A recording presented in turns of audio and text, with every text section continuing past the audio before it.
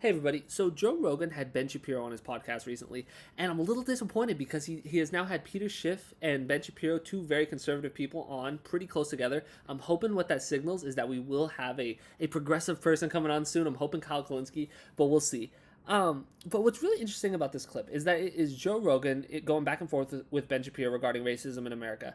And what's really cool is that Joe Rogan just kind of dismantles Ben Shapiro's talking points without really trying. Like it feels like he's just genuinely kind of like asking the common sense rebuttals to what Ben Shapiro is saying, but that's just like how absurd some of the points that Ben Shapiro makes are. Where someone like Joe Rogan, who doesn't read up on a lot of politics, just like from just thinking and just his natural kind of progressive leanings, is able to come to what I think is the more accurate conclusion. And so I'm going to play the clip and then I'll stop it along the way.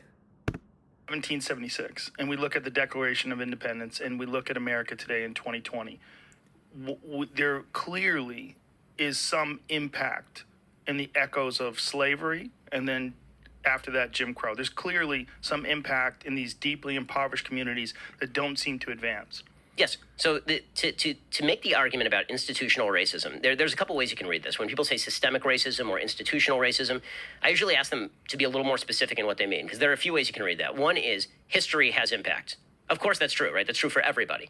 It's true in your family history. Right? If you have a grandfather who went to prison on a particular charge, that leads to poverty Right. for your parents, which led to more poverty for you, right? People have histories. Those histories are embedded in their life experiences, and that's true for societies as well. All of that is for sure true. Then there's the question as to whether the institutions today are racist. And that's not quite the same thing, right? Because history has consequences is not the same thing as saying the rules today are racist. Just maybe a little bit of a cheap shot, but I believe that there are some states in this country that currently still have laws on the books that say that black people cannot own property.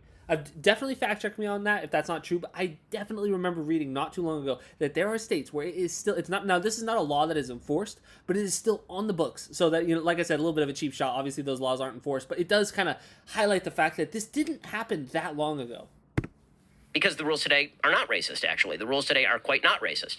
But historically, it's fairly recent. If you go from the civil rights movement to 2020, we're really not talking about that much time. We're talking 3 about generations, 50 plus years. 60 years, yeah. Yeah, I mean, it's 50 plus. Right, in the world of I like that little back and forth. I looked it up what a generation actually is. It says 20 to 30 years. I feel like the more 30 seems to make more sense. I mean, the idea is that like that is the span where someone will like kind of grow up and have a kid. But who's really having a kid at 20? So like to say that it's like 3 generations in 60 years, I think that 2 generations, maybe 2.5 generations is more accurate. But still, even 3 generations, that's not that long ago. I mean, like your grandpa. I mean, there are still people alive today who were legally discriminated against under the law.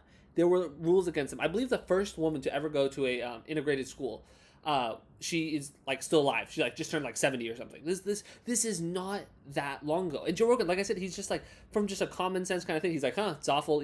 It's one of those things, like I say it all the time, but it's like true. It's like for these conservatives that don't think that the repercussions are still like playing out today, it's like it's an awful big coincidence that this community that has been historically oppressed and enslaved, disproportionately in poverty, disproportionately incarcerated. Wonder why that is. But anyway, we'll keep going. In the vast span of human history, it's not a very small amount of time. Right. So clearly there's some impact of both racism Absolutely. and then Jim Crow laws. So that's where I'm saying there's a middle ground. Yeah, and it is important for people on my side of the aisle, conservatives, to acknowledge and recognize the importance of history in people's living situations now. And it's important for people on the other side of the aisle to, at the same time, not attribute every single thing to history. Because right. But people isn't there who are born... always something like that? There's always like extremes on each position, and the truth lies somewhere in the middle. Yeah, but I don't think that it lies as far in the dead center of that as people, I think, want it to. What I mean by that is the problems that have plagued communities in the United States, not just the black community in the United States, but problems of racism or problems of sexism. The way those get alleviated is people making better choices over time. Right? That is the problem. That's the way that those issues get alleviated. When Jews arrived in the United States in the early 20th century, to talk of my people, when they came, they were impoverished. They didn't speak the language. They were banned from country clubs. There was open discrimination against them. They were banned from Harvard. Right? So I'm just going to say, Joe Rogan's response to this, it's just so pure. He's just genuine response to this. But I think that it comes to, again, like the correct kind of conclusion without being too aggressive towards it. Like, I really think that Joe Rogan thinks of Ben Shapiro. I don't think that Joe Rogan, like, watches a lot of, like, political news, political commentary. I think he's met Ben Shapiro a number of times. He thinks he's a nice guy, and he enjoys the guy. So I don't think that he is trying to be, like, confrontational. I think that he's genuinely just questioning some of the things that he's saying. So let's see his response. Harvard Law School had quotas on Jews. The way to fight against that is to make good decisions. And so you fight against the system to make sure that the system has rules that apply equally to everyone. Right, but you clearly see that there's a big difference between people coming over here willingly and doing so in order to better their lives versus someone whose ancestors were dragged over here to be sold as property, and then dealing with the repercussions of that being your family history and red line laws and all the other things that were put in place to sort of keep them in very specific areas, which to this day remain crime-ridden, gang-ridden, deeply impoverished communities. Well, that's true, but the question is how much of that is historic redlining and it's interesting. I think a large part of it is historical redlining. But I also wanted to bring up, because Ben Shapiro brought up, like, the getting into Harvard and everything. I don't think it's talked about enough, but legacy admissions, I mean, those, like, kind of disproportionately affect the black community. When we're talking about these colleges where it's, like, really important that, like, oh, your father went there, your grandfather went there, like, oh, you get, like, a leg up in getting in. When these colleges historically did not allow black people to come, looks like it's a lot harder for them to get in via legacy admissions. And so just like little things like that, I feel like that I just point that out as just one kind of example. Obviously redlining, huge. I mean, when you look at home ownership, it has a very, very like strong correlation to like how someone is doing like economically. And when just a segment of the population was not allowed to really own homes for a while, it makes a difference.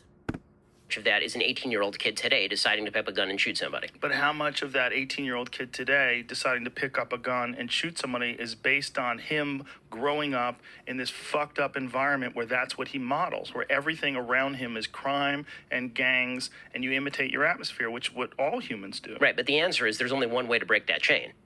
What way is that? That way is to not pick up a gun and shoot somebody. I think that's a simplistic way of looking at it if you're on the outside of that community and you're not one of those 18-year-old kids that grows up with the incredible influence of all the people around him, and that's all you see, and that's all you know. Well, but the problem is the only way that's going to be the thing that your kid doesn't know is for you not to do it. At some point, personal agency has to come in.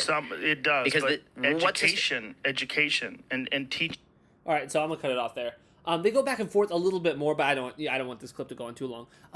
But I love Joe Rogan thing. He's like, I think that's a simplistic way of looking at it, because I do think that is like, I mean, this is Ben Shapiro's whole thing. He's like, oh, personal agency has to come into play. But I mean, if we look at this historically, it wasn't just like, oh, people just like one guy decided like, oh, I'm not going to be a slave anymore. Like this was a movement. This had to happen at a systemic level. It's the same thing with the Civil Rights Amendment, and it's going to be the same thing today. Now, it's not going to happen exactly the same that it happened in both of those situations, because the lines aren't as clearly drawn as they were in terms of race. There is obviously a very disproportionate impact being had on the black community, but I do think that we can't like disconnect class from the way that this works. Like any policy that is supposed to address these systemic issues, I think needs to take class into account. We can't separate the two. We can't be race reductionists. We also can't be class reductionists. These things are intertwined. I recently read a book. It's called Toward Freedom, The Case Against Race Reductionism. I highly recommend it. I'll be doing a review on it soon. But it just really talks about this in a really compelling way with a lot of historical examples. But I just think that I think that Joe Rogan says it perfectly with it, that what he's saying is it's just like, oh, too simplistic, that like, oh, just don't pick up a gun. It's just not taking into account the situations that these kids grow up in, and the cyclical nature of all these things, going to jail, like single parent households. These are cyclical things. The data shows that. And I think that this, I love Joe Rogan. I really do. I don't agree with him on everything. There are a number of things that I definitely vehemently disagree with Joe Rogan on. But I really believe that his heart is in the right place. And I think that on a lot of core issues, Joe Rogan is spot on. When it comes to being anti-war, when it comes to being Medicare for all, when it comes to like just kind of believing in this, he has a very strong empathy for people. And I know that people have problems with some of the things that he believes. But I think the overall immigration, to my understanding, he's very, very pro like lots of immigration, the free flow of immigration. I mean, these are cornerstone, bedrock, progressive issues, and Joe Rogan is on the right side of them a good portion of the time. And when you just see the way that the Bernie Sanders campaign was demonized for accepting Joe Rogan's endorsement when just a few days ago it was announced that John Kasich, Republican governor, will be speaking at the DNC on Joe Biden's behalf. And we know John Kasich, a Republican governor, and not like he's like a moderate. John Kasich has some very, very conservative views, and he is endorsing Joe Biden not because he's not signing on to a progressive agenda. He is signing up with Joe Biden because he knows that Joe Biden is essentially I don't want to say moderate Republican, but he's definitely just a moderate. There's nothing expansive or progressive about him. He is just, I know that he's making a lot of promises now. I think that he's going to keep very few of them if he becomes president. I hope he becomes president because I do think that he would be better than Donald Trump. But we can't get confused, and we can't let these things where people are like, oh, we can't support Joe Rogan and all this because like John Kasich has done far more damage than Joe Rogan ever has.